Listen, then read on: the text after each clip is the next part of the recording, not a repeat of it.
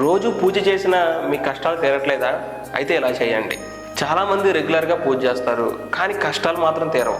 దానికి కారణం మీ భక్తి కాదు, బహుశా మీరు చేస్తున్న పూజా విధానంలో ఉన్న చిన్న పొరపాటు కావచ్చు. మీ కష్టాలు తీరాలంటే వెంటనే చేయాల్సిన 5 మార్పులు ఏంటో ఇప్పుడు చూద్దాం. మధ్యాహ్నం పూజ చేయడం కంటే ఉదయం లేదా సాయంత్రం పూజ చేయడం చాలా శ్రేయస్కరం.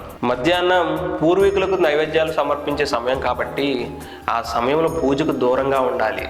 మీరు పూజ చేసేటప్పుడు మీ మనసు ప్రశాంతంగా ఉండాలి.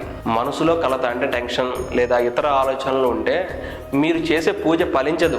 దేవుడిపై సంపూర్ణ విశ్వాసం ముఖ్యం. నైవేద్యం సమర్పించేటప్పుడు సరైన పద్ధతులు పాటించాలి. నిల్వ ఉంచిన పదార్థాలు కాకుండా తాజాగా చేసిన వాటిని మాత్రమే నియమంగా సమర్పించండి. మంత్రాలు జపించేటప్పుడు ఏకాగ్రత, కాన్సన్ట్రేషన్ పెట్టడం ముఖ్యం. ఏదో చెప్పామని చెప్పకుండా ఆ మంత్రం అర్థాన్ని తెలుసుకొని పూర్తి ఆనంద స్థితిలో జపం చేయండి. మీరు ఇంట్లో పూజ చేసేటప్పుడు సరైన పద్ధతులు పాటిస్తున్నారో లేదో ఒకసారి పెద్దలను అడిగి తెలుసుకోండి. ఉదాహరణకు, దీపం సరైన దిశలో పెట్టారా, పూజా స్థలం శుభ్రంగా ఉందా? ఈ చిన్న విషయాలు కూడా పెద్ద తేడాను చూపిస్తాయి. ఈ చిట్కాలను పాటించి మీ పూజా విధానాన్ని మెరుగుపరుచుకుంటే మీ కష్టాలు తప్పక తొలగిపోతాయి. ఈ ఇంపార్టెంట్ విషయాన్ని అందరికీ షేర్ చేయండి. అలానే వీడియోని లైక్ కొట్టి ఛానల్ సబ్స్క్రైబ్ చేసుకోవడం మర్చిపోవద్దు.